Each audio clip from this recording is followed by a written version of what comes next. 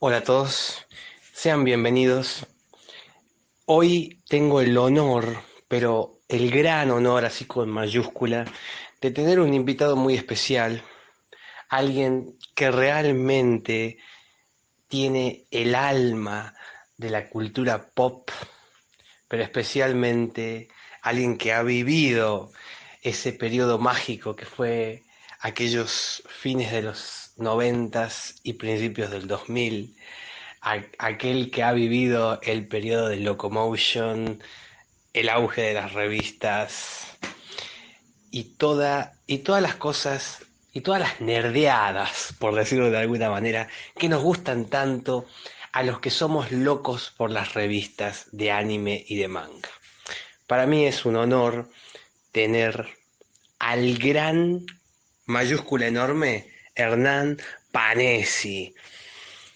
¿Cómo lo puedo presentar? Cómo puedo decirle a semejante prócer de toda la cultura pop? Escritor, periodista, alguien que acaba de venir de su viaje por Asia y que debe estar ahí con las energías, pero así caminando por el techo. Pero bueno, Hernán querido, bienvenido. Es un honor tenerte aquí en el querido Vivo Podcast. Vivo por el Cowboy Vivo, porque aquí a Locomotion lo llevamos acá en el alma, carajo. Pero bueno, Hernán, vamos a hablar de lo que tanto nos gusta. Vamos a hablar de la querida Run, de Locomotion y todo eso y toda esa locura a la que somos adictos. Pero bueno, quiero empezar con un recuerdo que yo tengo muy adentro mío y que me emociona recordarlo, y es aquella mítica Expo Comics de manga que se dio allá lejos, en el 2001, en la rural, y que la verdad hay un texto que vos habías escrito. Bueno, si podemos decir texto, porque en realidad era como una breve reflexión, pero que a mí me emocionó mucho, o sea, que vos en la historia, o al menos lo que yo recuerdo de eso, y a mí me impactó mucho esa especie de crónica, esa especie de mini crónica tan vivida, y era que vos ibas llegando a la Expo Comics, a la rural, creo que estabas con tu mamá, y vos ves que la gente, los chicos comienzan a gritar todo porque estaban, obviamente, los muchachos de la láser. Adentro había stands del canal Locomotion, estaban la querida revista Nuke, hubo un especial de Magic Kids, que por suerte ese archivo se lo encuentra por internet, lo subió mi querido amigo Salino Valentino, le mando un abrazo enorme, como un hermano mayor para mí prácticamente.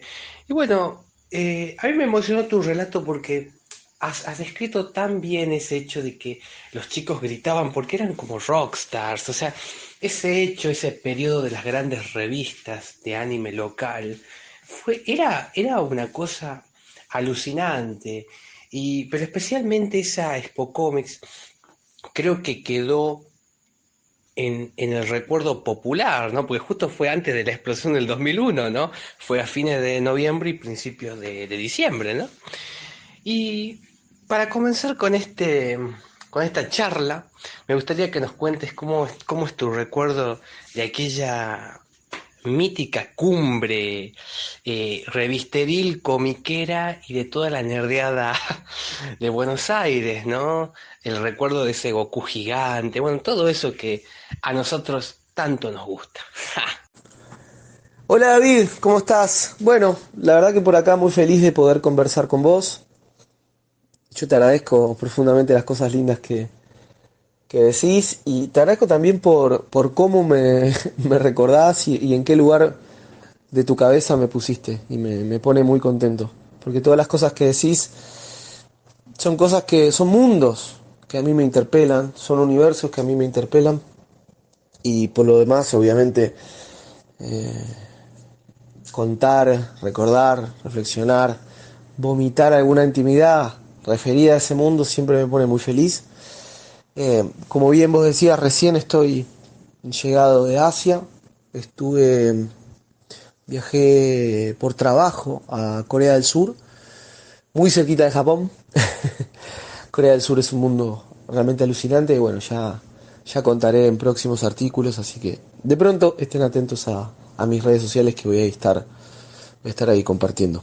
Eh, con respecto a tu recuerdo, y me parece lindo también empezar con ese recuerdo, vos te referís a, creo que fue un posteo en Twitter y en Facebook, a propósito de esa Expo Comic, y disparado también por unos objetos que me trajo un amigo, Juan Alderete, eh, que bueno, se estaba deshaciendo de sus cosas y me pasó la entrada y esa especie de folleto donde te indicaban todas las posiciones de los locales y los stands en esta Expo Comics, manga y anime, que creo recordar que es previa al crash del 2001 o por ahí, ¿no?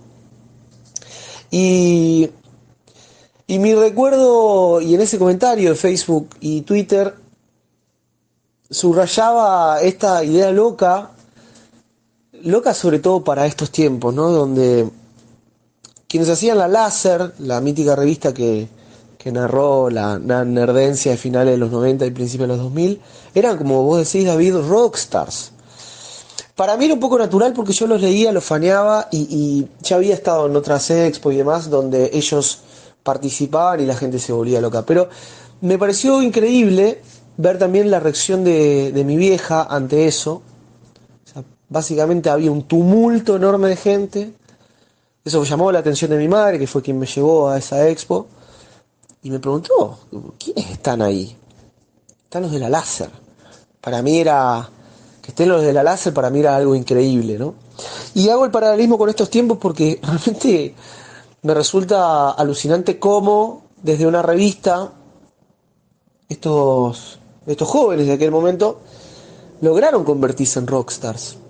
Hoy es inimaginable pensar algo así, que periodistas especializados en nerdeada se conviertan en celebrities, o especie de celebrities dentro de cierto ámbito, ¿no? O sea, imaginen esto, una revista de información cuyos redactores son como, viste, como deidades modernas, ¿no? Una cosa así, dentro de ese nicho, ¿no? No, claro, claro. No sé si les pasaba lo mismo en la calle, pero cada vez que había un evento y cada vez que estaban los pibes de láser era una revolución.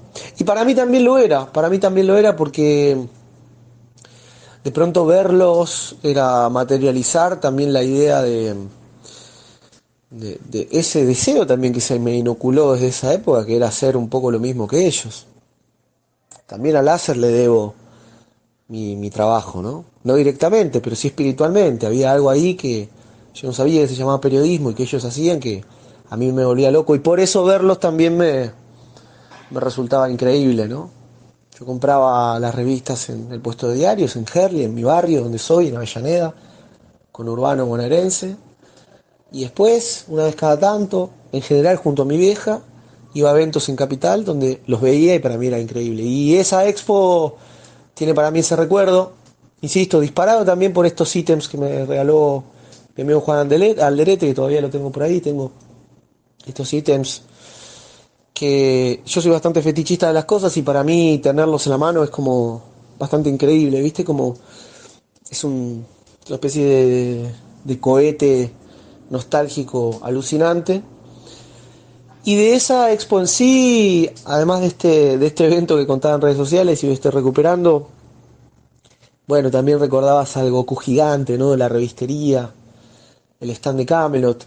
El de Locomotion, honestamente, no lo recuerdo.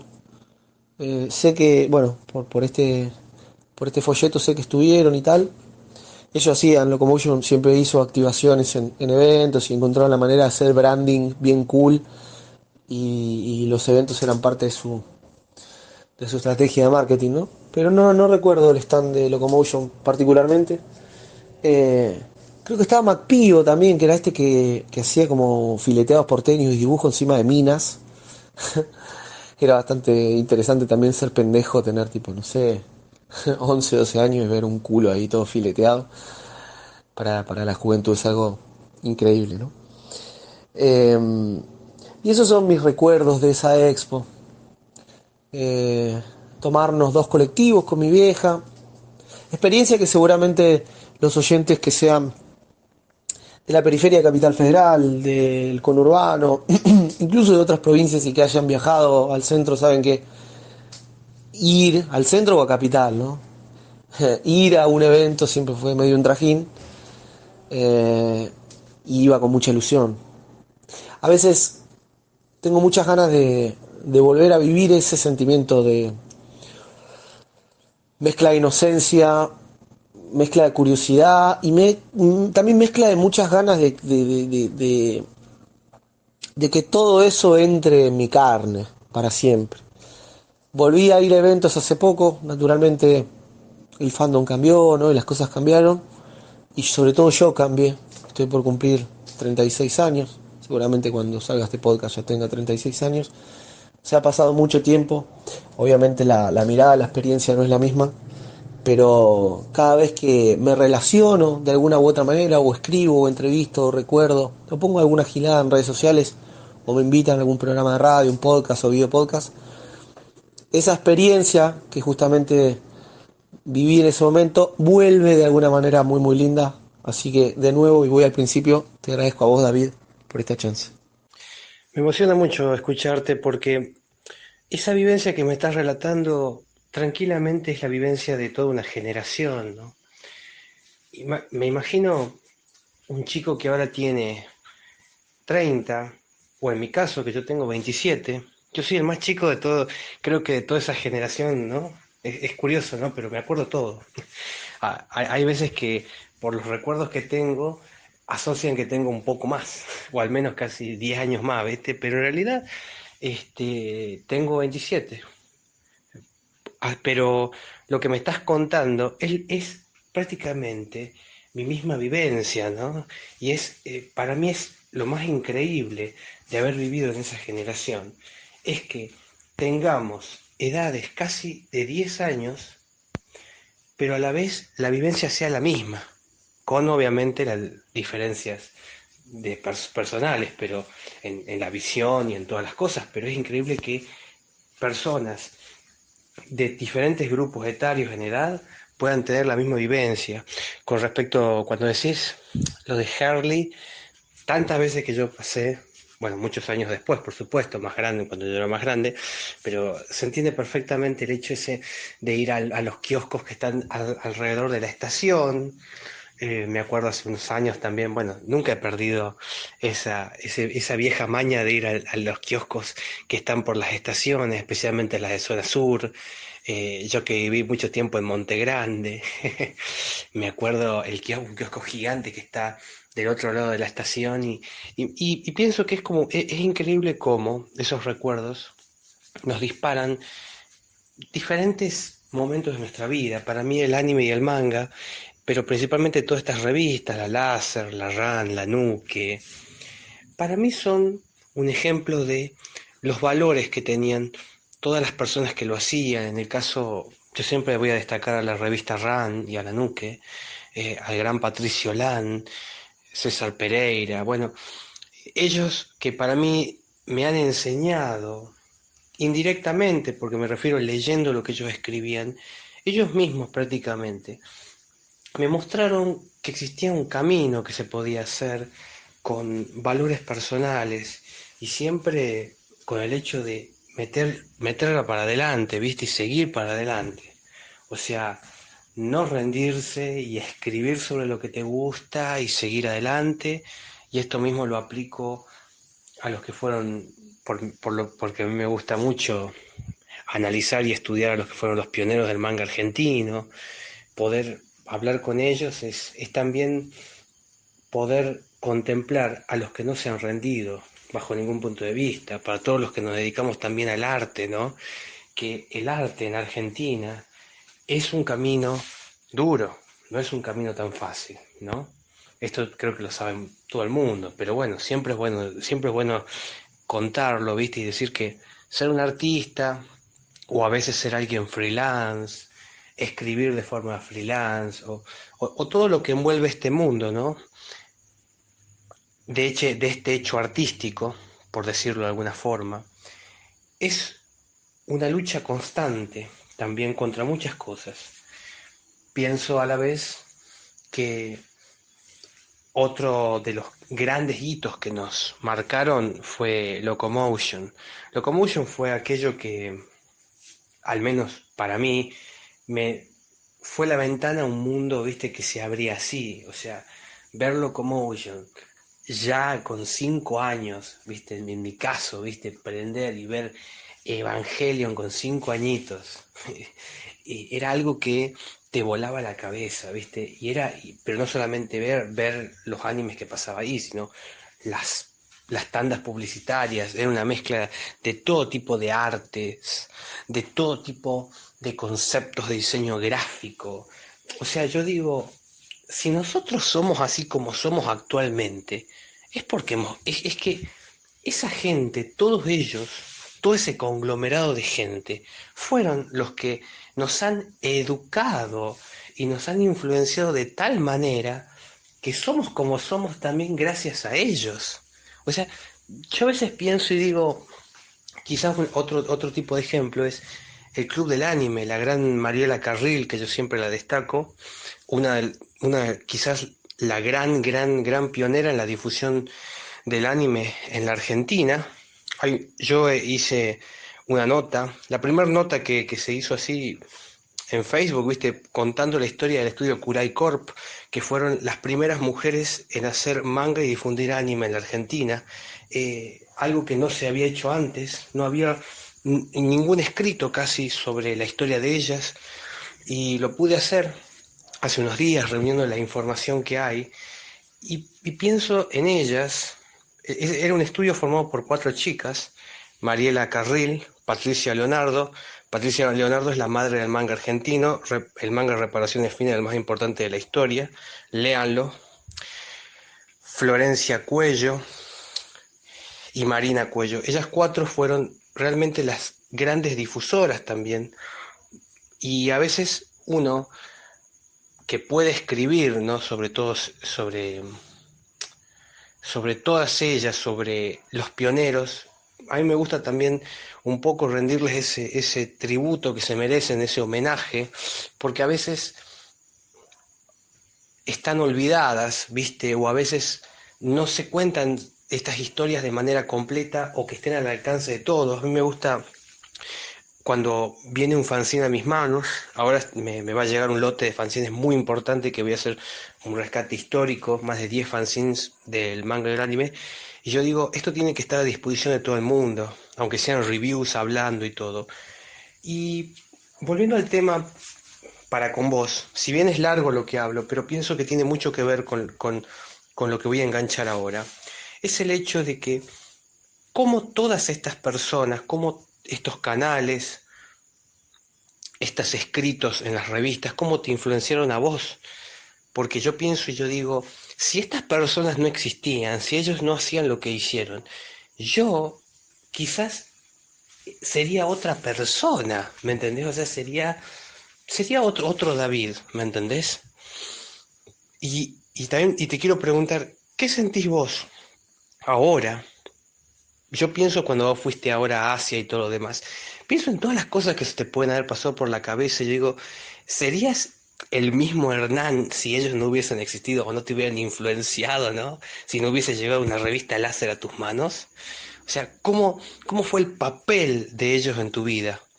Porque cuando yo leo lo que has escrito, tus notas en página 12, bueno, todo tu trabajo editorial, por decirlo de alguna manera, ya sea escrito, ya sea en tweets, en ese concepto de blog, ¿no? Tiene una influencia muy de ese periodo, ¿no? Obviamente adaptado a los tiempos modernos, pero yo pienso, hay mucho de esa época en tu alma y en tu forma de escribir, pero me gustaría saber cómo vos lo has sentido a ese momento tan fundamental en la cultura pop, pero también principalmente en la cultura popular, porque yo digo que en ese momento el anime, que es un periodo para mí histórico, que podemos fecharlo entre el 97 y el 2007, fue la segunda oleada de animación japonesa, por decirlo de alguna manera. Y el anime era algo que se vivía muchísimo, yo crecí con eso, es lo que es lo que uno escuchaba hasta en el barrio, uno salía a caminar, ¿no? Y los televisores estaban o en Magic Kids, o si había chicos más grandes, en Locomotion, la música de Cowboy Vivo, la música de Yoko Kanno, la tengo aquí en mi piel, ¿no? Es parte de mí todo eso. Y yo pienso que también es un hecho no solamente pop, sino también sumamente popular y arraigado en nuestra historia personal. David, esas revistas me hicieron ser quien soy. Ese momento me hizo ser quien soy. Locomotion me hizo ser quien soy. Hubo algo ahí que fue muy fuerte para mí. Toda esa información novedosa, toda esa manera de ver las cosas, la, lo sagaz, lo picante, lo distinto, lo atrevido, lo cool, lo alternativo, lo joven, lo distinto que tenían esos proyectos, hicieron mucha mella en mí, mucha. De hecho, yo sigo siendo una viuda de, por ejemplo, de Locomotion, que es, creo, el artefacto cultural más importante por sobre muchísimos otros. Un artefacto cultural, sí, me atrevo a decir más, sí, más importante, tal vez, no sé, los últimos 30 años, con respecto a ese mundo audiovisual y la divulgación y demás. Si querés te desgloso, pero la láser fue un acercamiento para mí a la incorrección y a mirar las cosas de una forma distinta. Ellos abogaban en la idea de que uno podía ser un nerd y podía tener onda también, y podía ir a bailar, y podía tener su novia, y podías enamorarte, y podías tener amigos, y que no hacía falta ser un friki, un paria, si vos estabas cercano a eso, podía ser como vos eras simplemente. Eso a mí me alivió un montón. Yo siempre fui un pibe bastante normal, en el mejor sentido de la palabra normal, sé que hay un buen sentido, pero en mi caso siempre curtí la nerdeada y a su vez jugué a la pelota, o sea, progresé mucho en el mundo del fútbol en un momento, en ese momento incluso. Siempre estaba enamorado, tenía mis novias, o salía mucho a bailar y sin embargo también la láser me permitió estar aliviado con eso de que además en mí vivía un friki, ¿sí? O sea, vivía un nerd, vivía alguien interesado en ese mundo. En el caso de la RAN me fue más esquivo porque por lo menos a mí me resultaba difícil conseguir números. Eso es algo que reparé más de grande, o sea, siempre que pesco algún número me lo llevo. Pero no así la Nuque también desde el número uno la compré. Y esas firmas que vos decís, y esos tipos, ¿no? Esos tipos, hombres y mujeres que formaban parte de esas redacciones y demás, también forjaron en mí esta cosa media archivista que tengo y fetichista de las cosas y curioso insisto, me inocularon también esas ganas de hacer periodismo, al igual que con la láser, sin saber que eso era periodismo. Y de pronto me pasa que hoy a la distancia, insisto, ahí tenía, no sé, 10 11 9 12 13 etcétera. Hoy soy un chabón de 36 años. Yo no traicioné al niño que fui, David. Yo sigo siendo ese mismo pibe. Sigo en el mismo pibe. Sigo siendo el mismo pibe y sigo parado en el mismo lugar. Más maduro, con más experiencia, más reflexivo, más viejo, más gordo, más pelado, más feo, no sé, distinto, pero sigo siendo el mismo. Y eso es un gesto genuino también. Yo no me traicioné y por eso sigo vinculado con eso, por eso ese respeto que todavía le tengo a toda esa gente. Y por eso vuelvo también a ese lugar que me sigue siendo bastante confortable, ¿no? A pesar del tiempo. Y por último, Locomotion todavía sigue siendo para mí una usina de ideas, una usina de creatividad. Siempre me estoy sorprendiendo con algo, vuelvo bastante en YouTube, cada vez que aparece algo me pongo muy contento. Me vi 1000 veces todos los Van Persie ahí que existen, en ese momento lo disfruté muchísimo y entendía que ahí había algo más, ¿no? Entendía que ahí era un lugar, ¿no? Que no era un canal de televisión donde convivía el diseño gráfico, la música electrónica, la animación japonesa, norteamericana, europea. Y la presentación también de un producto súper distinto, ¿no? Todo ese branding. Yo tuve la oportunidad este año de juntarme con Andrea Taylor, que fue la encargada del rebranding de Locomotion y quienes le dieron también esta segunda etapa adulta. ¿Sí? Locomotion tuvo una etapa con el loco, con el personaje, que si bien ya plantaban la bandera de que la animación no era sola cosa de niños, el rebranding más 2000ero, más internet, le terminó de dar forma, ¿no? Eh, y esa usina creativa y esa forma de encarar las cosas de una manera disruptiva, distinta, alternativa, siempre brillante, me sigue causando mucha sorpresa y sigo volviendo ahí también para inspirarme en mis proyectos. De hecho, para el plateo, que es el medio que hoy tengo la suerte, la dicha y la felicidad de trabajar y de ser editor ejecutivo, es decir, tener cierta gravitación en la presentación de los contenidos y en el rumbo del medio, de la construcción de ese branding, mi norte es Locomotion. No porque nosotros tengamos un medio de anime o de electrónica o de internet o diseño gráfico o demás. No, no, no. Mi norte es Locomotion porque hay algo cool pero popular, algo extraño pero para todos, algo que es para algunos pero también se presenta de formas mágicas y que abraza a más gente de la que podría abrazar, misterioso, eh, creativo, canchero, eh, cero normie, cero vainilla, cero burgués. Y esa mirada así pretendidamente cool trato todavía de a medida que puedo y en todas las cosas que se nos permite, teniendo un medio de comunicación, meterle esa, meterle esa intención, meterle esa dinámica. Entonces, David, te digo, todo eso vive en mí. Todos esos proyectos viven en mí y siguen siendo parte de mi vida. No son parte de mi pasado, son parte de mi vida. Siguen conmigo. Increíble, Hernán. Siempre es un placer escucharte, porque las ideas que estás dejando son clarísimas, son muy, muy claras, y es increíble cómo tenés bien firme todo el concepto. Y también, con respecto a esto, básicamente trayendo todo lo que hemos hablado para la actualidad, ¿cómo analizás vos ahora tu trabajo, que a la vez está tan como un árbol con sus raíces y está prolongado en tantas partes, ¿no? Pienso que tenés una faceta de escritor por tus libros, pienso también por tus escritos, pienso también en el hecho de ser el concepto del editor, porque en vos también vive ese editor, ¿no?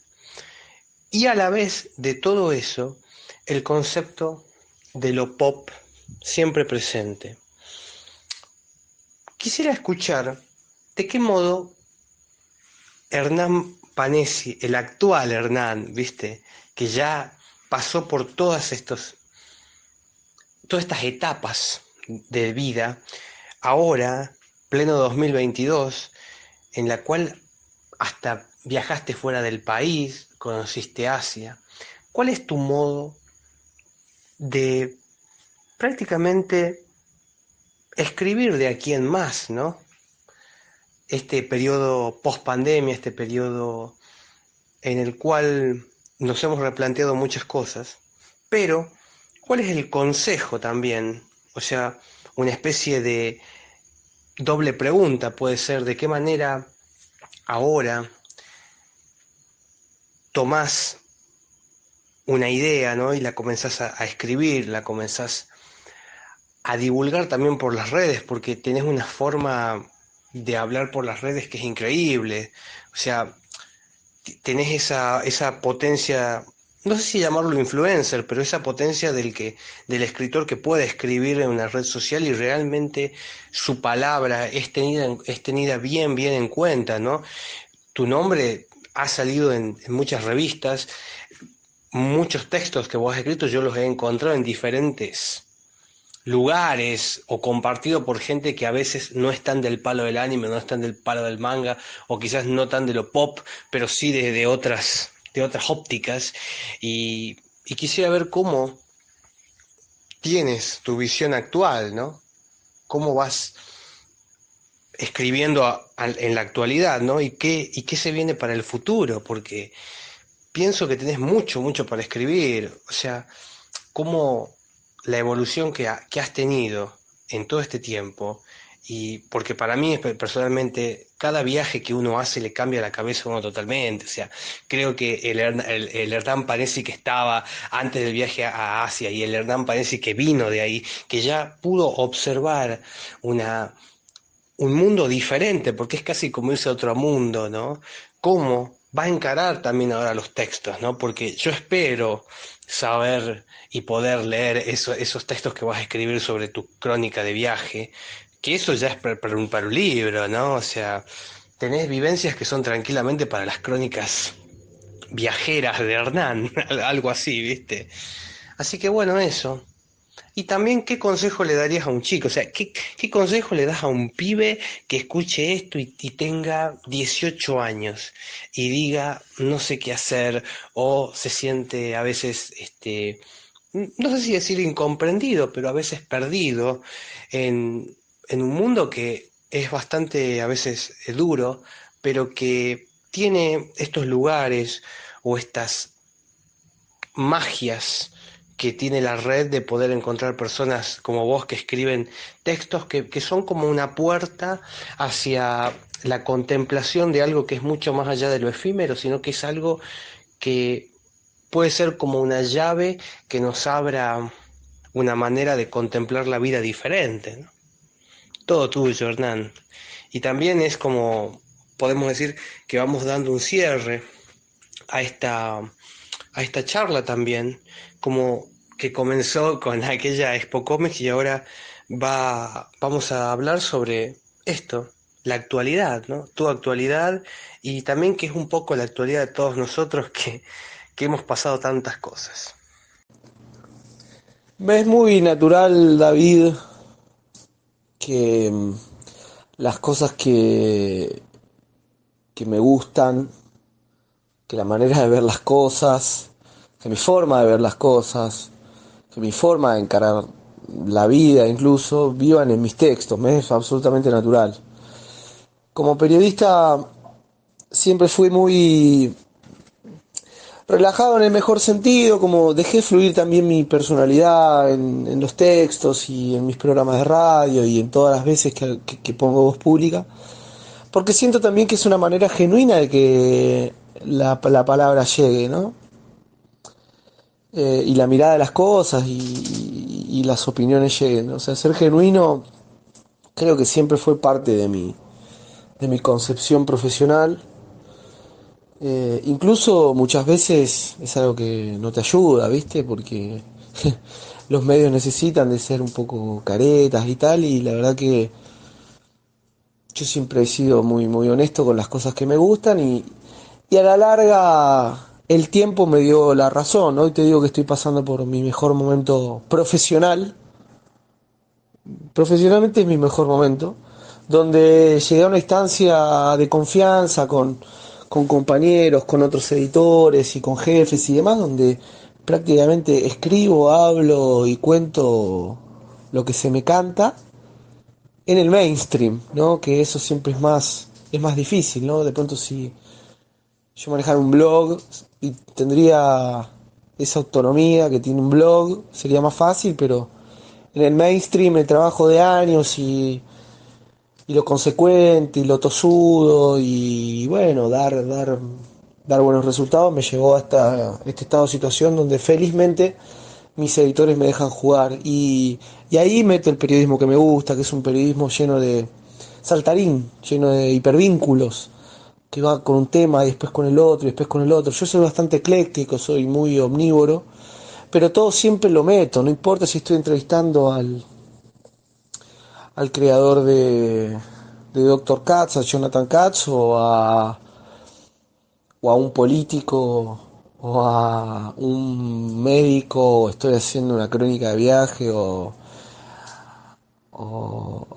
contando la historia de, qué sé yo, del gemido que aparece en el viral, que se escucha en el colectivo, de una mina gimiendo.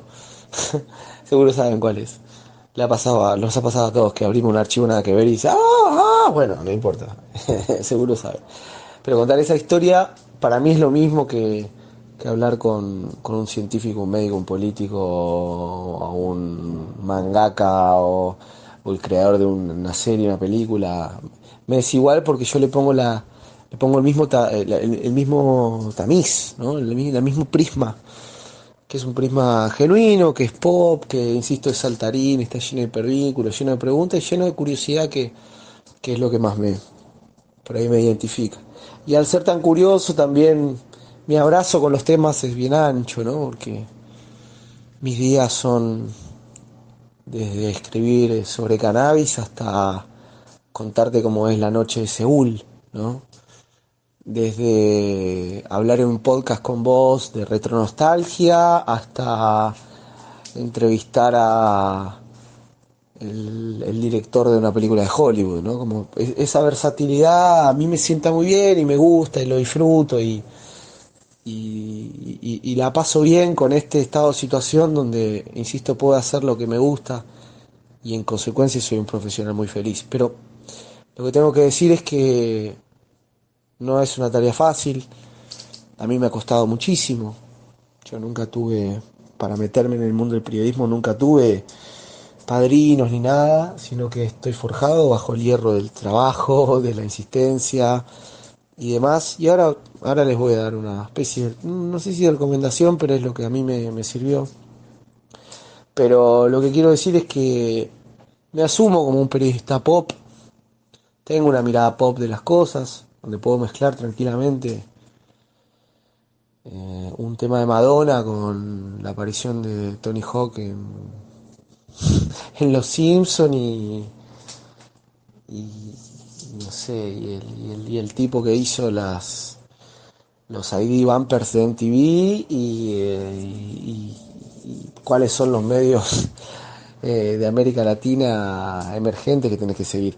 Toda esa coctelera a mí me sienta bien y lo hago con mucha responsabilidad y muy seriamente y le pongo todo pensando siempre que hay alguien del otro lado también, o sea, no es una mirada egoísta, no es una mirada subjetiva, no es una mirada pajera, no es una mirada ombliguista, sino que intento estar, pero intento que ese estar no sea protagonista de lo que estoy contando, sino que lo que estoy contando llegue a la mayor cantidad de personas posibles. Y así incluso hice muchos amigos, conocí un montón de gente, mucha gente, qué sé yo, conoció escenas o tal. A mí me gusta acompañar, sobre todo al comienzo, las escenas culturales.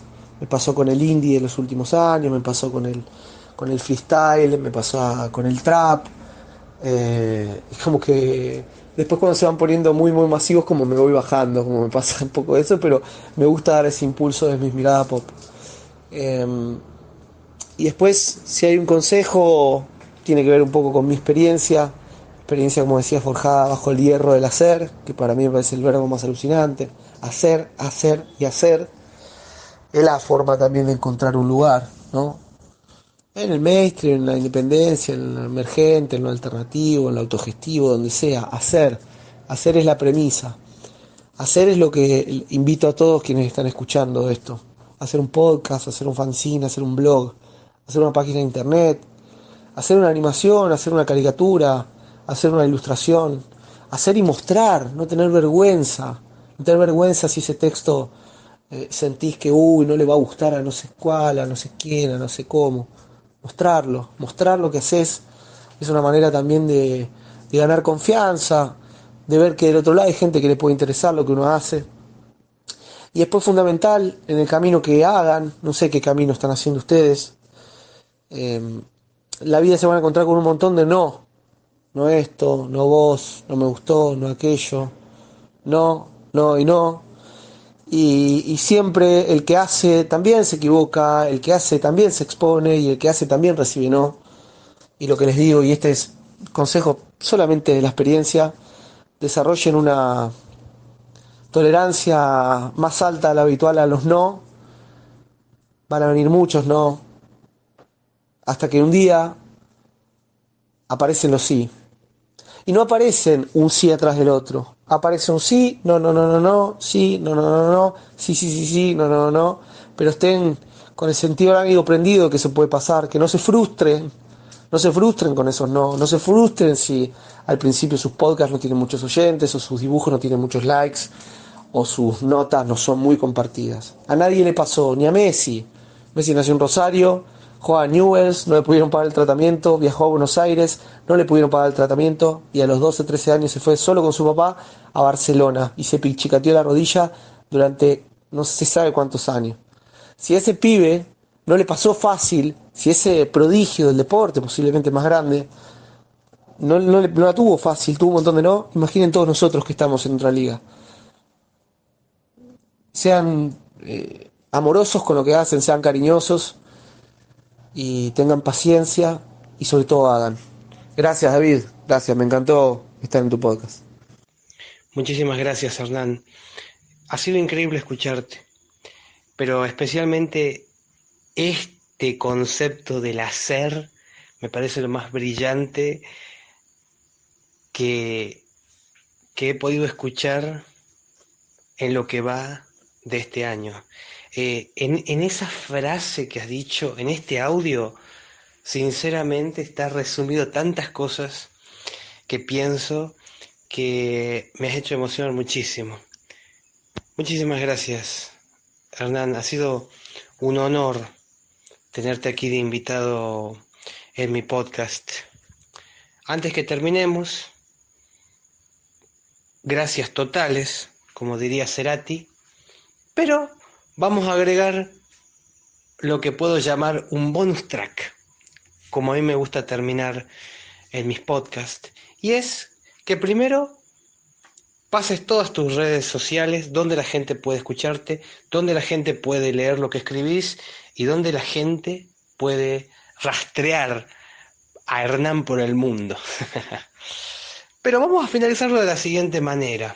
Y te propongo a vos, Hernán, y para que escuche toda la gente que está del otro lado. Recomendame un libro, puede ser de lo que sea, de cualquier tema, y una anécdota graciosa o algo que te haya volado la cabeza así de este viaje a Asia. Así que bueno, gracias a todos, gracias Hernán, y bueno, a seguir para adelante, mañana es mejor. Bueno amigos, me pueden seguir en básicamente todas las redes sociales como Hernán Panesi, arroba Hernán Panesi en Twitter y en Instagram. Bueno, Hernán Panesi en Facebook. Suelo contestar todo y suelo estar ahí bastante disponible para hablar nerdeadas, así que bienvenido toda interacción. Un libro, bueno, yo el año pasado saqué un libro, sí, que se llama Rock en Español, que es, bueno, acá tenés mi versatilidad, acá tienen mi versatilidad, la historia justamente del rock hispano, que lo saqué con Manon Tropo y con Ediciones Continente. Manon Tropo es un sello español, realmente increíble para mí fue esa experiencia.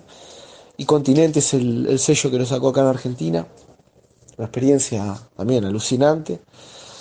Bueno, recomiendo los libros de Red Book, de Manon Tropo, que tienen unas cosas alucinantes, tienen muchos libros de... Los invito a que vayan, de hecho, a Continente, que también funciona como importadora de los libros de Red Book y Manon Tropo, y revisen ahí el catálogo, que es increíble, van a encontrar libros de punk, de rock, de cine erótico, de acción, de los Beatles, de los Ramones, de los Sex Pistols, de Quentin Tarantino, de rap, Les recomiendo más el sello que un libro en particular. Uf, y bueno, y Corea, de Corea voy a decir básicamente que es otro mundo, que no se parece a lo que conocemos, los coreanos tampoco se nos parecen, digamos, idiosincráticamente, su cultura, su forma de relacionarse y demás es bastante distinta a nosotros, son súper diplomáticos, son súper amables, súper hospitalarios, tiene una relación así con el respeto bastante única. Cosas divertidas que dice. Bueno, estuve 2 noches en karaokes, donde la gente se empeda con soju y cerveza, y es súper divertido, puede cantar Despacito, La Bamba y algún tema de Luis Miguel. Después como cosa rara también comí pulpo vivo, bien a lo Old Boy. Eh, o sea, lo hice porque lo tenía que hacer realmente, ¿no? Me gusta la idea de todo por la anécdota y mi viaje a Corea tuvo también ese postulado. Después, algo que, bueno, me resultó divertido vivirlo. Una vuelta tuvimos la oportunidad de visitar una especie de palacio imperial y tuvimos la chance en una calle así media comercial encontrar una tienda de disfraces y porque soy independiente me vestí de rojo, bastante básico, y resulta que ese traje rojo era el traje del rey y toda la gente grande me, nada, me hacía reverencias. Digo gente grande porque era más difícil conectar con el rey y la gente joven, pero la gente grande me decía "Annyeonghaseyo", o me decía King, King. Y fue bastante divertido. Si alguna vez tienen la posibilidad de viajar a Asia, visiten Corea del Sur, es un país alucinante. La gastronomía es increíble, la gente, las ciudades son increíbles. Seúl es una ciudad increíble. Eh, y bueno, insisto, síganme en las redes sociales y estén atentos también porque en las redes voy a estar compartiendo notas sobre todo lo que hice en Corea, la noche de Corea, la gastronomía, los bares, los lugares turísticos, entrevistas a artistas de K-pop, entrevistas también a gente muy influyente del mundo de la industria del cine, a gente del mundo del beauty, del skincare y todos estos productos, ya que Corea maneja el 25% del mercado mundial, también es interesante contarlo. Eh, y bueno, eso, como la mirada también de un argentino curioseando en ese país alucinante. David, ahora sí, muchas gracias. Nos vemos en las redes sociales. Aguante vos, aguante tu podcast y aguante todo.